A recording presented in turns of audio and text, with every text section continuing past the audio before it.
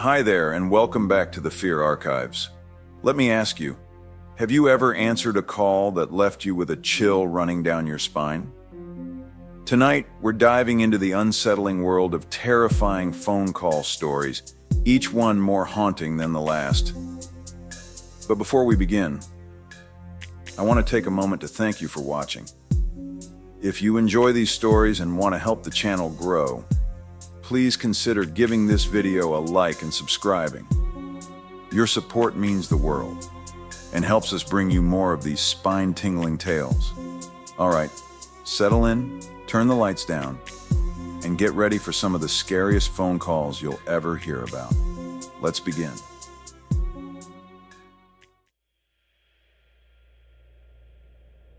It started like any other shift at a busy fast food restaurant in a small Kentucky town. The assistant manager, Donna, was busy with inventory, keeping an eye on the clock as the lunchtime rush wound down. She barely noticed the phone ringing until the third shrill tone cut through the noise of the kitchen. "This is Donna speaking," she answered, balancing the receiver between her ear and shoulder.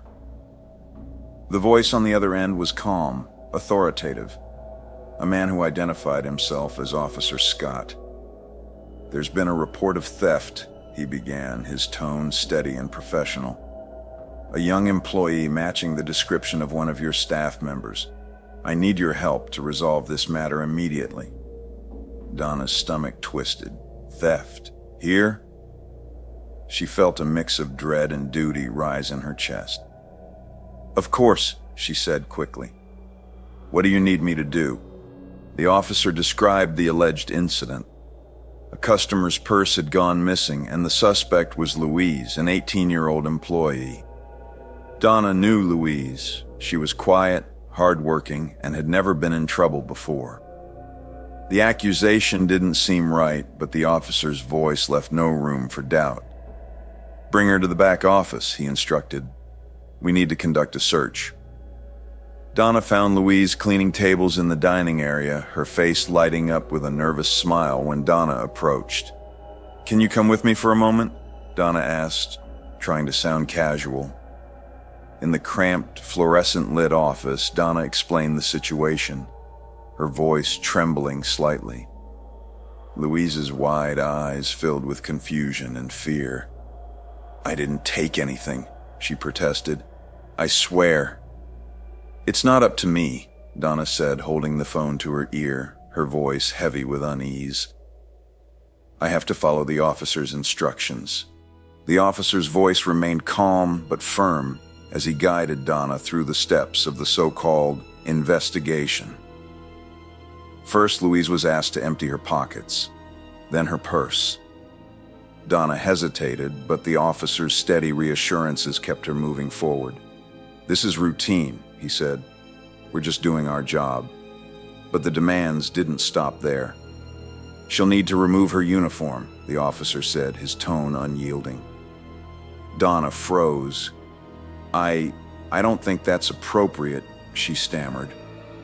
"Do you want to be charged with obstruction of justice?" the officer snapped. "You need to cooperate. This is standard procedure." The words hit Donna like a blow. She felt trapped, her sense of right and wrong warring with the fear of legal consequences. Reluctantly, she passed the instructions on to Louise, who was now sobbing, her shoulders shaking as she begged for someone to believe her.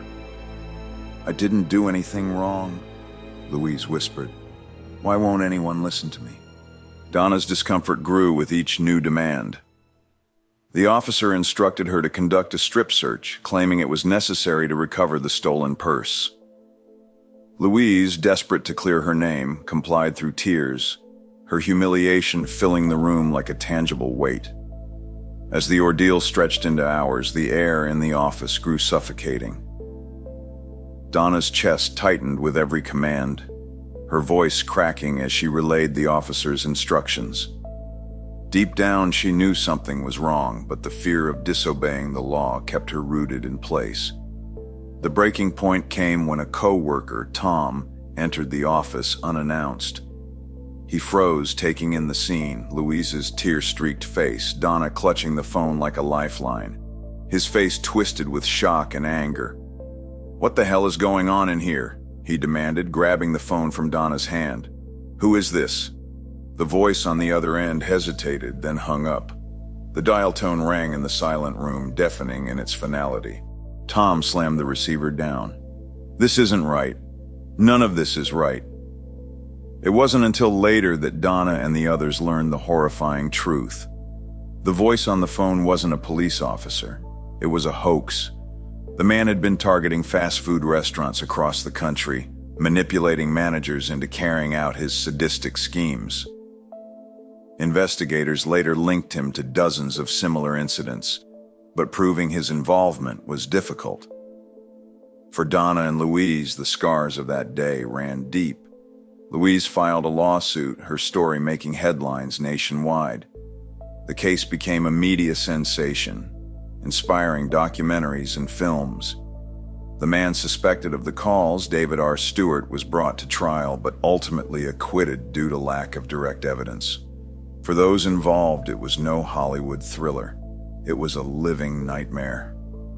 Sometimes the scariest monsters don't need a mask or a weapon. All they need is a phone and a voice that sounds like authority.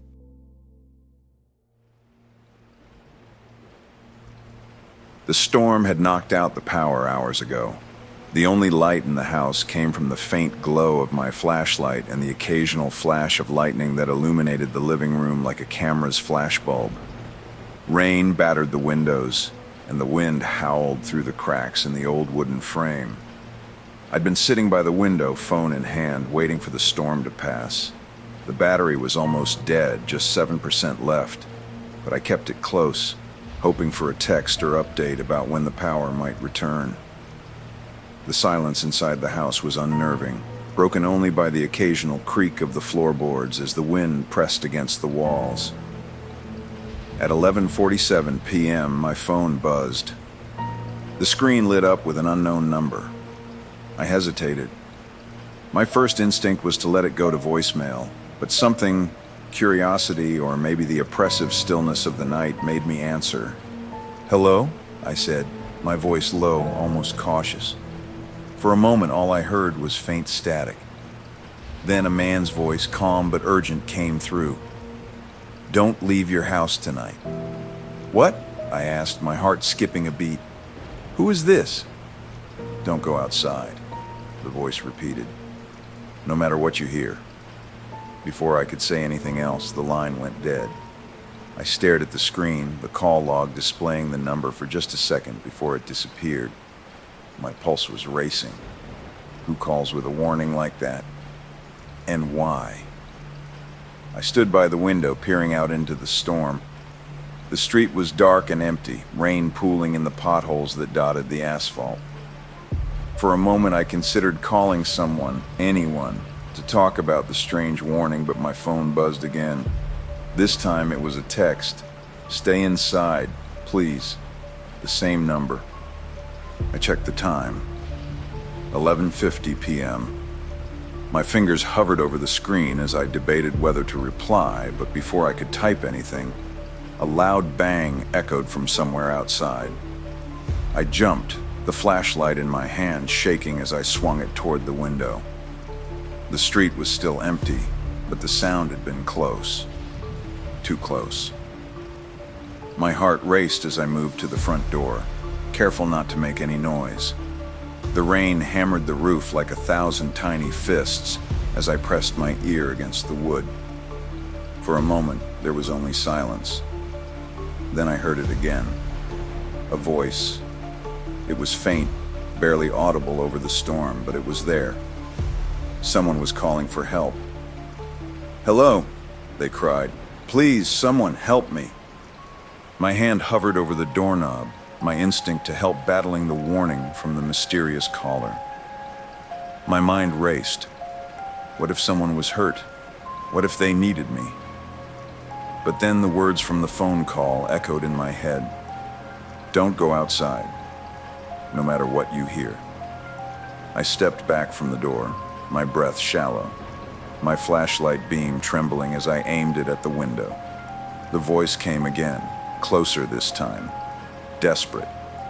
Please, help! I turned off the flashlight, plunging the room into darkness. My pulse thundered in my ears as I crouched low and moved to the side of the window, peering out through the corner of the curtain. That's when I saw it. I didn't dare pick it up this time, but the screen lit up with another text. "Don't open the door." The figure reached the porch. I heard the first creak of the wooden steps as they climbed. My breath caught in my throat as I backed away from the window, clutching the flashlight like a weapon. And then, silence. No knock. No voice. Just the sound of the storm raging outside.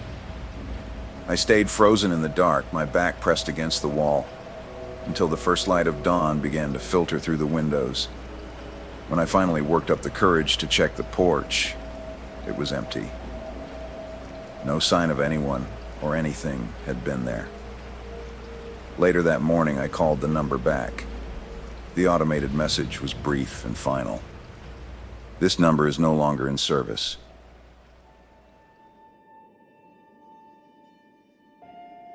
It started with a single call. In early 2007, the Kuykendall family, living in a quiet neighborhood in Washington state, received a phone call late one evening. When Heather Kuykendall answered, there was nothing but silence on the line. She hung up, brushing it off as a wrong number or a prank. But then it happened again. And again. The calls began to come at all hours, morning, noon, and night. At first, the caller would simply hang up. But soon they began to speak. The voice was distorted, mechanical, and chillingly emotionless. It issued vague threats at first. "I'm watching you. You should lock your doors." But as the days turned into weeks, the messages became more specific and far more terrifying. The caller seemed to know everything about them. He described what Heather wore that morning, what her husband had eaten for breakfast, even the private conversations they had in their own home. The voice mentioned their children by name, detailing their routines and favorite toys. How could they know that? Heather whispered to her husband one night. Her voice shook as she clutched the phone, staring at the screen as though it might reveal the caller's identity.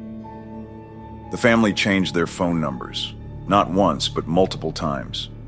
Each time the caller found them again, the new numbers ringing just days after being activated. It wasn't just their landline. Their cell phones were targeted too. Heather even replaced her phone, hoping the problem was a technical glitch. But the calls continued. Then the threats escalated. The caller described violent acts in graphic detail. One night, Heather's husband, Doug, received a call while sitting in the living room. The voice on the other end whispered, "Check the children." Doug bolted up, his heart pounding as he raced to the kids' room. The children were asleep, safe and sound, but the voice had left its mark. The next morning, the family found the children's window unlocked, though Doug swore he had secured it before bed. The following night, Heather received a call at midnight. The voice laughed, a low, distorted sound that sent shivers down her spine. "Do you feel safe?" it asked. "Because you shouldn't." The family began to suspect their phones had been hacked or that their home was bugged. Doug dismantled every electronic device in the house, searching for hidden cameras or microphones. But when the police came to investigate, they found nothing. No listening devices, no signs of forced entry. Every time they tried to trace the calls, they led to dead ends. Even when the caller left voicemails, the number would appear as untraceable, as though the calls came from nowhere. Heather's sister, who lived in another town, began receiving calls too. One evening, as she was leaving work, her phone buzzed.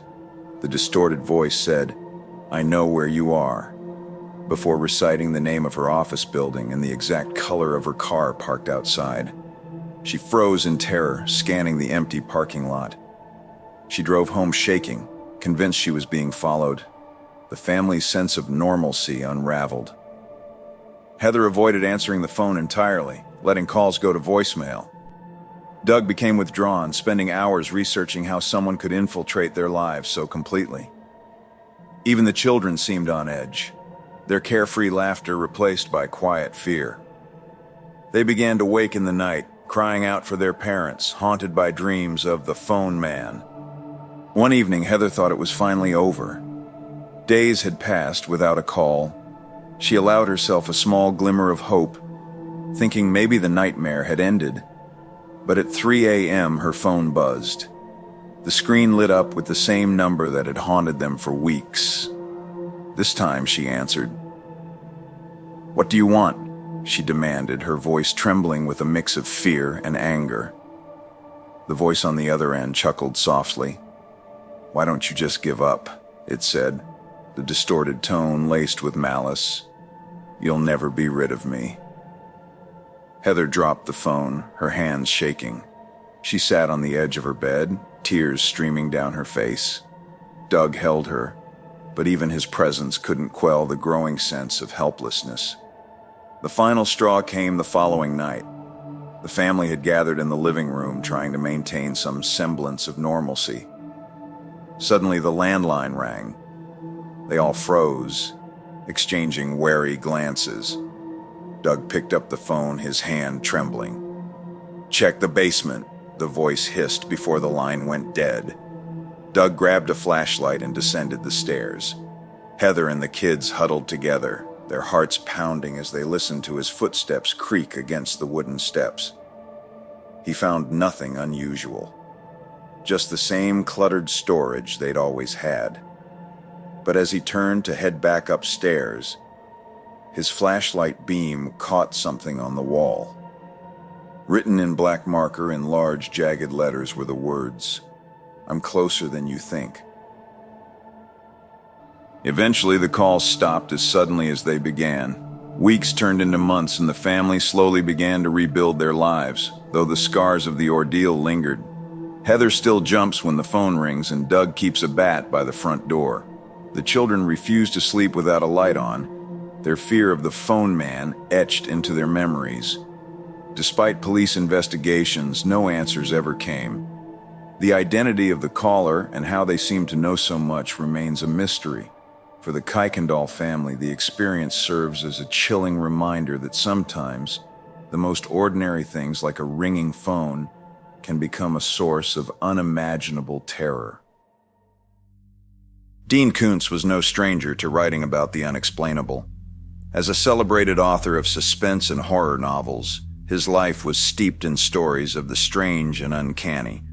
But in 1988, Koontz found himself living a story far more chilling than anything he had written. It started with a phone call. Koontz was in his office working on his latest novel when the phone rang. The number was unknown, but this wasn't unusual for a public figure like him. He answered with a casual, "Hello." The voice on the other end stopped him cold. It was soft but unmistakable. His mother's voice. The same cadence, the same comforting tone he hadn't heard in years. The only problem? His mother had been dead for nearly 2 decades. "Be careful," the voice said. Just those 2 words, simple and calm, but carrying a weight that made his stomach churn. Before he could respond, the line went dead. Koontz sat there in stunned silence, the phone still pressed to his ear. He tried to convince himself it was a prank, someone with a similar voice playing a cruel joke. But deep down, he couldn't shake the feeling that it really was her. Over the next 2 days, the words haunted him. Be careful. What did it mean? Was it a warning, a plea, or just a meaningless phrase? Koontz couldn't focus on his work, his mind replaying the call over and over. He thought about his mother, her protective nature, and how she had always worried about him, even as a child. Could it be her reaching out from beyond? Then, on the 3rd day, the meaning became terrifyingly clear. Koontz had planned to visit his father that day at the assisted living facility where he resided. His father, Ray, was known for being difficult, hot-tempered, and unpredictable. As Koontz entered the room, he noticed Ray acting unusually agitated, pacing back and forth and muttering under his breath. Koontz tried to calm him, but his father's eyes were wild and his movements jerky. Without warning, Ray lunged. In his hand was a knife, the blade glinting under the fluorescent lights. Kuntz barely had time to react as his father swung wildly, shouting incoherently. Years of writing action-packed thrillers hadn't prepared him for the real-life terror of defending himself against a knife-wielding attacker. He managed to grab Ray's wrist and wrestle the knife away, his heart pounding as he restrained his father. The commotion brought staff rushing into the room. Moments later, the police arrived, guns drawn and voices shouting. Kuntz, still holding the knife, found himself at the center of a chaotic scene. "Drop the weapon," one officer shouted. For a split second, Kuntz froze. His mind raced. If he moved too quickly, they might fire. If he hesitated, they might think he was a threat. Then, like a whisper in the back of his mind, his mother's voice echoed, "Be careful." Slowly, deliberately, Kuntz placed the knife on the ground and raised his hands. The officers rushed forward, disarming and restraining Ray, who continued to shout incoherently. Kuntz stood there, shaken but unharmed, the weight of what had just happened sinking in. Kuntz couldn't shake the feeling that the call had saved his life. If he hadn't been so cautious, so deliberate in his movements, the encounter might have ended very differently. He later reflected on the experience with both awe and unease.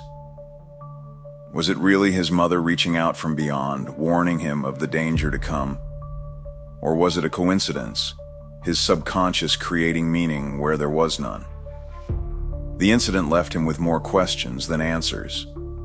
To this day, Kuntz credits the call with saving his life, but he's never been able to fully explain it. Perhaps some mysteries are meant to remain unsolved. It was supposed to be an easy gig. Jenny, a 17-year-old high school senior, had babysat for the Callahans many times before. Their two young children, Tommy and Susie, were sweet and well-behaved, and the family paid well. The Callahans' home, a large Victorian house at the end of a quiet cul-de-sac, always felt safe to her. But on this particular night, something felt off. The Callahans were headed to a charity gala, leaving Jenny with the usual instructions. Bedtime at 8 p.m., emergency numbers on the fridge, and a promise to be home by midnight. After putting the kids to bed, Jenny settled into the living room with her homework and the hum of the TV for background noise. The house was quiet, save for the occasional creak of the old wooden floorboards. At 9:03 p.m., the phone rang. Jenny jumped at the sudden sound, laughing at her own nerves. She reached for the receiver. "Hello?" The line crackled with static. Then a man's voice, low and almost playful, spoke. "Have you checked the children?" Jenny froze. "Who is this?" she asked, trying to keep her voice steady. The caller hung up. She stared at the phone for a moment, her heartbeat quickening. A prank, she decided.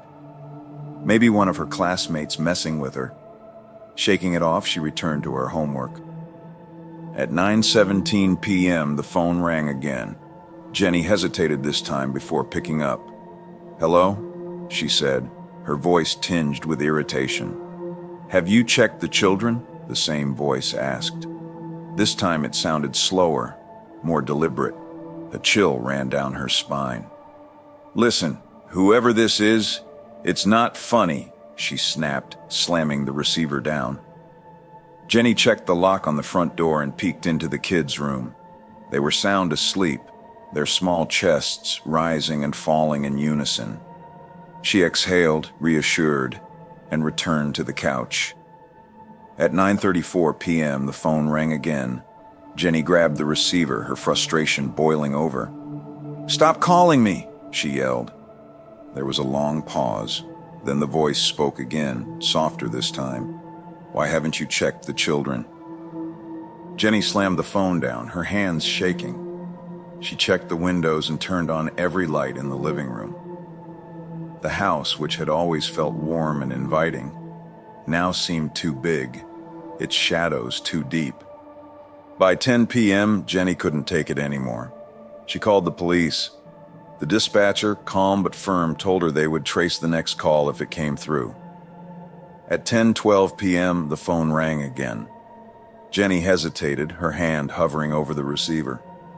She picked it up, her voice trembling. "Hello? You should really check the children," the voice whispered. Jenny didn't respond. She didn't hang up. She waited, her breath shallow, until she heard the click of the other line ending. The dispatcher came back on. "Miss, get out of the house now." "What?" Jenny asked, panic flooding her chest. "The calls, and they're coming from inside the house. Leave immediately." Jenny dropped the phone and bolted for the door. As she reached for the knob, she heard it, the creak of footsteps on the stairs behind her. Jenny escaped just as the police arrived. Inside the house, they found a man hiding in the attic, clutching a knife. He had been watching her the entire night, using a second phone line to make his calls. The children were unharmed, though the man had left evidence that he had been in their room, standing over their beds as they slept. The experience haunted Jenny for years. She never babysat again, and she never felt safe in an empty house. For her, the worst part wasn't the calls or even the man. It was knowing how close he had been the entire time. The first call came on a quiet July evening in 2009. Amanda Barthélemy was sitting in her living room, her phone resting on the coffee table when it buzzed. The number displayed on the screen was familiar. It was her sister Melissa's. Melissa had been missing for a week. Amanda's heart leapt as she snatched the phone, desperate for news. "Melissa," she answered, her voice a mix of hope and fear. But the voice on the other end wasn't her sister's.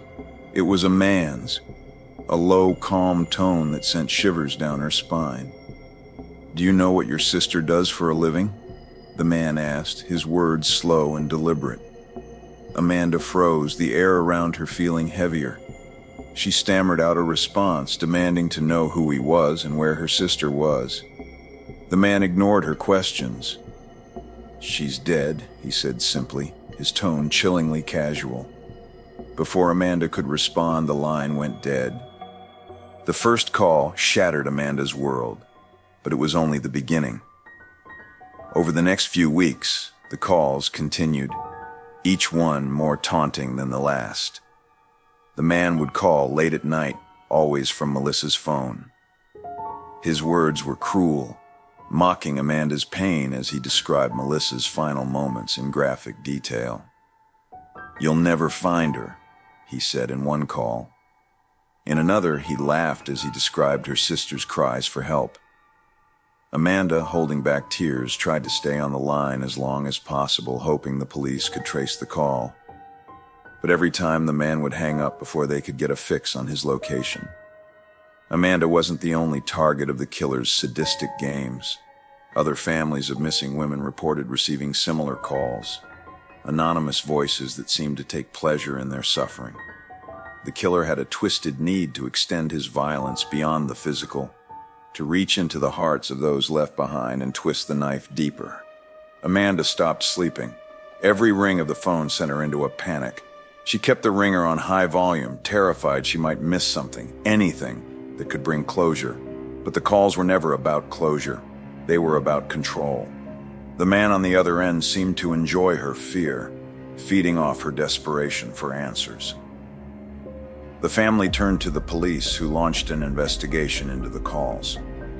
Melissa's phone had been untraceable so far, but the killer's use of her device offered a chilling glimpse into his methods.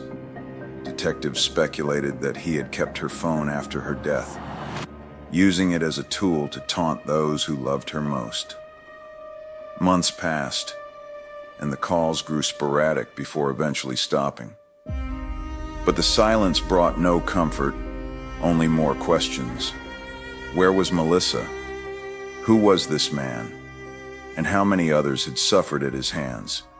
In December 2010, a cadaver dog working along Ocean Parkway in Long Island uncovered human remains.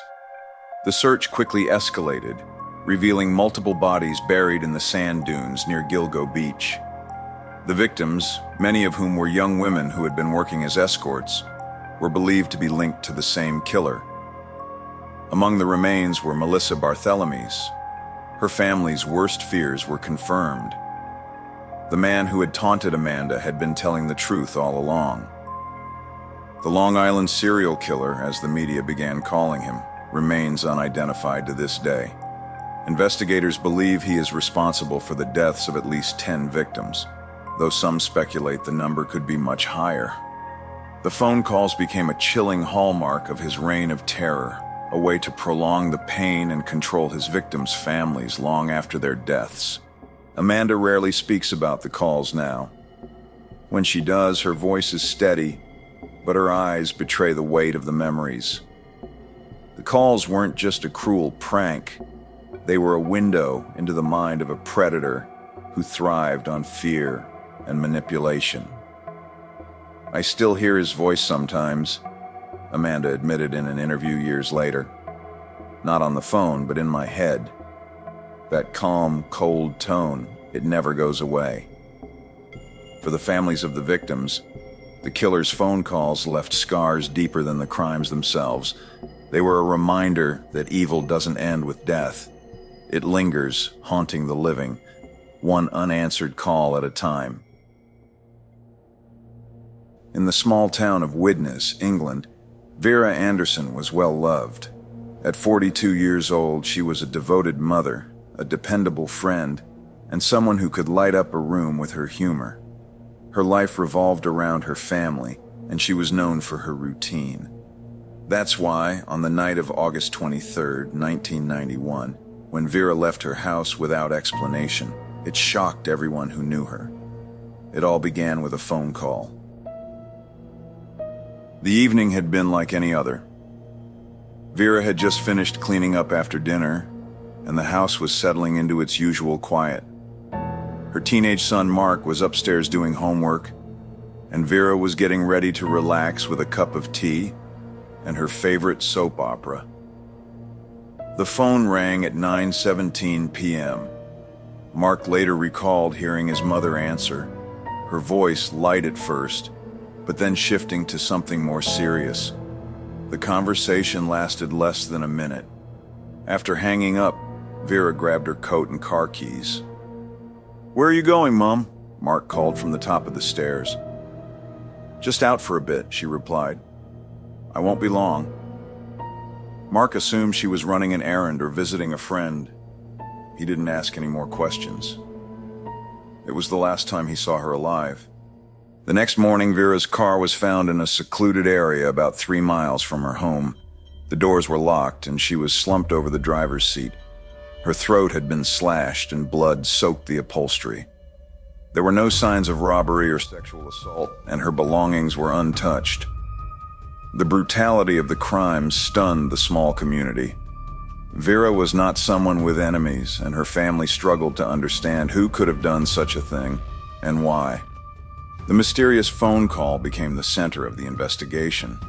Police traced it to a public payphone in a nearby town, but there were no witnesses and no surveillance cameras in the area. Whoever had called Vera that night had been careful. Neighbors reported seeing a dark sedan parked near Vera's home around the time of the call, but no one could identify the driver. The police conducted interviews, scoured the scene for evidence, and even brought in behavioral profilers, but the case hit a dead end. Mark, racked with guilt, replayed the night over and over in his mind. "Why didn't I stop her? Why didn't I ask who was on the phone?" he told reporters years later. But Vera's family had little to go on, and as time passed, their questions remained unanswered. Rumors spread through the town. Some believed the caller had been someone Vera trusted, perhaps a friend or even an acquaintance with a hidden grudge. Others speculated about a stranger, a predator who lured Vera out under false pretenses. The lack of evidence and the precise nature of the crime suggested premeditation. But the killer's motive remained a mystery. For Mark and his family, the mystery was a wound that refused to heal. "We just want to know why," he said in a 2011 interview. "Why would someone do this to her?" 30 years later, Vera Anderson's case remains unsolved. Her family continues to seek answers, hoping that advancements in technology might someday uncover the truth. But the phone call that lured her to her death is a chilling reminder of how a single moment, a single decision, can shatter lives. To this day, Mark refuses to answer unknown calls. "I can't," he admitted, "not after what happened. Every ring feels like a ghost from that night."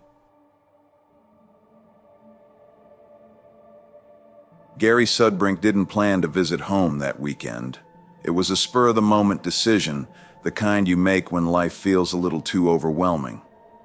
As an Air Force captain stationed in Texas, Gary rarely had the chance to see his family in Long Island, New York. But that Friday in February 1993, he booked a last-minute flight, hoping for a quiet weekend to recharge. By the time he arrived at his parents' house, the winter evening was settling in, cold and crisp. His family was thrilled to see him, surprised by his unexpected visit.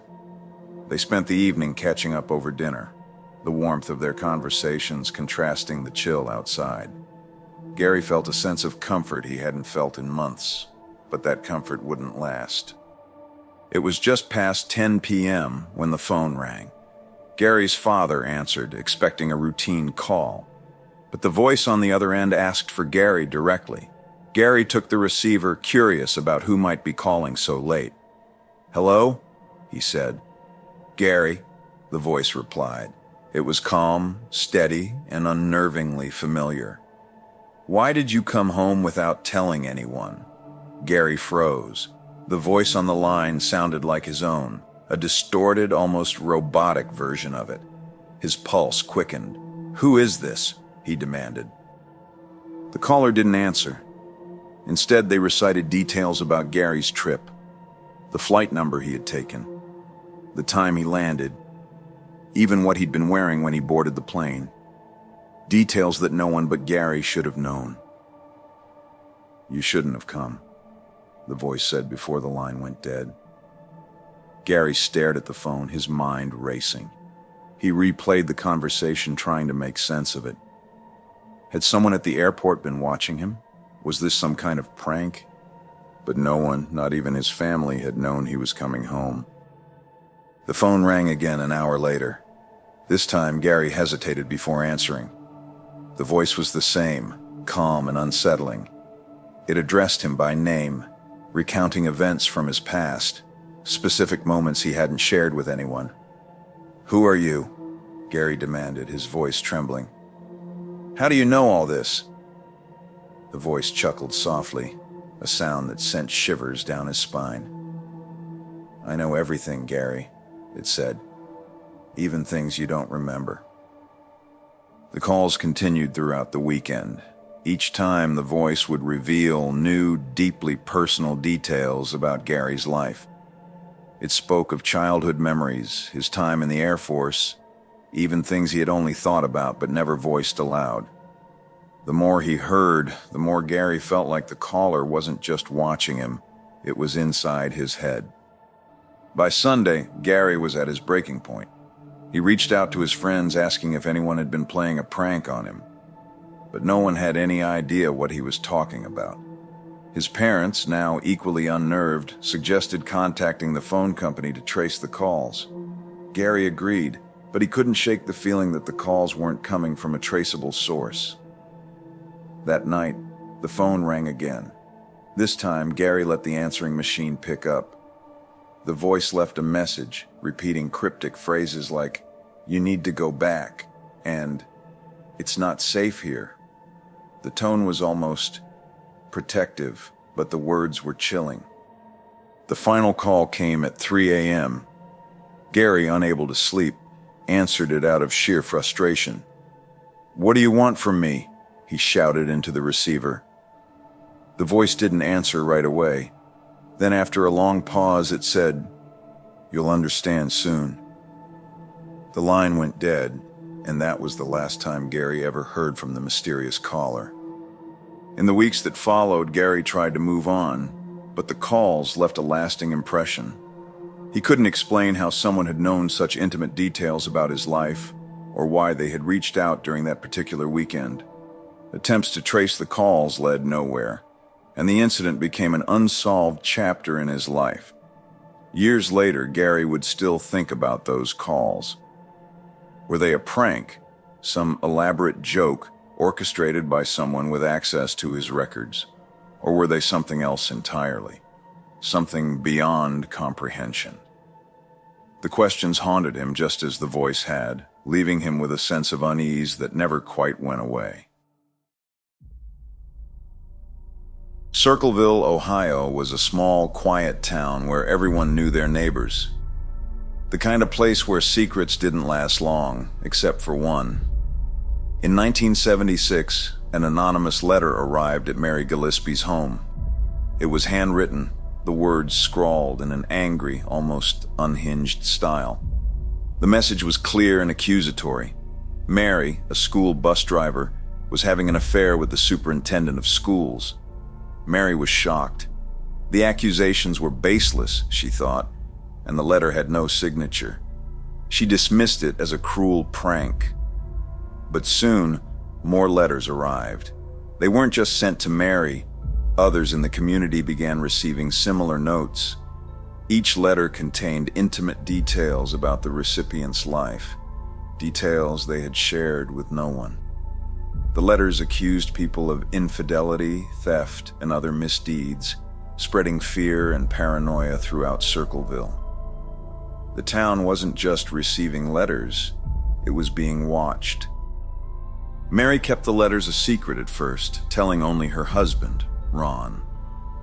But as the notes continued to arrive, she couldn't ignore them any longer. Some letters were addressed directly to her children, demanding she end the alleged affair or face public humiliation. The writer made one thing clear: they were watching her every move. Then, in 1977, Ron received a phone call. The voice on the other end was calm but menacing. Ron, furious, grabbed his gun and stormed out of the house, determined to confront whoever was behind the letters. Hours later, Ron's truck was found crashed into a tree on the outskirts of town. He was dead. The official cause of death was listed as an accident, but there were troubling inconsistencies. His gun had been fired, though there was no evidence of a struggle, and Ron's blood alcohol level was far above what his family insisted was possible. Mary was devastated, but the letters didn't stop. They became more threatening, more targeted, as if the writer relished in her despair. By the early 1980s, the letters had spread beyond Mary to other residents of Circleville. The writer's knowledge of private details was chilling, and the messages often carried veiled threats. Then, in 1983, things turned deadly. Mary was driving her school bus along her usual route when she noticed a sign by the road. It was another message accusing her of infidelity. Furious, she stopped the bus, climbed out, and ripped the sign from the ground. But as she pulled it away, she realized it was rigged to a crude booby trap, a loaded gun aimed to fire when the sign was removed. Mary escaped unharmed, but the incident pushed the police into action. They traced the gun to Paul Freshour, Mary's brother-in-law. Paul denied any involvement, but investigators found circumstantial evidence linking him to the trap. He was arrested and convicted, sentenced to 10 years in prison. The town breathed a sigh of relief, believing the ordeal was finally over, but the letters didn't stop. While Paul sat in prison, residents of Circleville continued to receive letters. The messages were as detailed and threatening as ever, proving that the writer was still at large. Paul maintained his innocence, insisting he had been framed. He even received letters himself, taunting him from within his cell. For nearly 2 decades, the letters plagued Circleville. They accused people of crimes and sins they hadn't committed, turning neighbor against neighbor and fostering a culture of suspicion. Attempts to trace the writer failed at every turn. Handwriting analysis, postal records, even stakeouts yielded no answers. Whoever was behind the letters seemed to know the investigators' every move. In 1994, the letters abruptly stopped. By then, the damage had been done. Families had been torn apart, reputations destroyed, and a small town left forever changed. To this day, the identity of the Circleville letter writer remains unknown. Mary Gillespie eventually retired from her job as a bus driver, but the scars of the letters lingered. "It's not just the words," she said in a rare interview years later. "It's knowing someone was watching, knowing they were always there." For Circleville, the letters are more than a mystery. They're a reminder of how secrets, real or imagined, can destroy a community, and how one person's obsession can leave an entire town haunted. It began as an ordinary work day, the kind where nothing exciting happens. But for Laura, a mid-level office worker, the mundane was about to turn into the unimaginable. One evening, as the clock ticked past her usual quitting time and the office emptied, the phone on her desk rang. The sound was jarring against the silence. It wasn't her work line. This was her personal number. She hesitated before answering. "Hello?" she said, her voice a mix of confusion and curiosity. On the other end, there was nothing but breathing. At first, Laura dismissed it as a random misdial, a harmless prank perhaps, but the calls didn't stop. Night after night, the phone rang, always at the same time, always with the same heavy, deliberate breathing. She changed her number. A temporary fix, she thought. But days later, the calls resumed, this time more frequent. The silence between breaths felt closer, more deliberate, like someone was savoring her reaction. What had started as unnerving now bordered on terrifying. One night, the phone rang just as she was stepping out of the shower. She let it go to voicemail. Later, when she played the message, her hands began to tremble. A series of strange noises erupted through the speakers, low, guttural growls, followed by a sound like a nail dragging over metal. Then came the words, distorted but clear enough to chill her. "Don't try to run." She stopped sleeping well after that. The calls followed her home, disrupting her nights and seeping into her dreams. Laura began noticing other changes too. A car parked outside her house for too long, the feeling of being watched in an empty room. Desperate, she turned to the police. Officers listened to the recordings, traced the calls, and assured her they were doing everything they could. Days passed with no news, until one night the phone rang again. This time the police had tapped the line. When the voice spoke, low and slow, the officers froze. "This is just the beginning."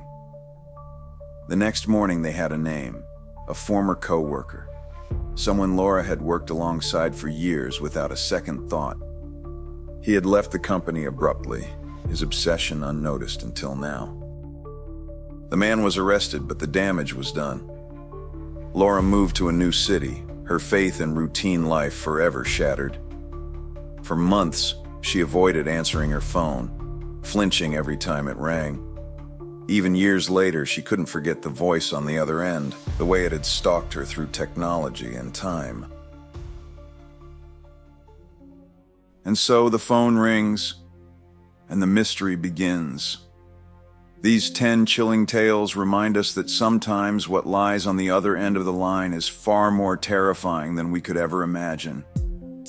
Did these stories send a shiver down your spine? If they did, there's more where that came from. Make sure to hit that like button and let us know which story kept you up at night in the comments below. Don't forget to subscribe for more bone-chilling tales, true horrors, and mysteries that will haunt your thoughts long after the video ends. Turn on the notification bell so you never miss what's next. Until next time, stay safe. And if your phone rings late at night, maybe don't answer.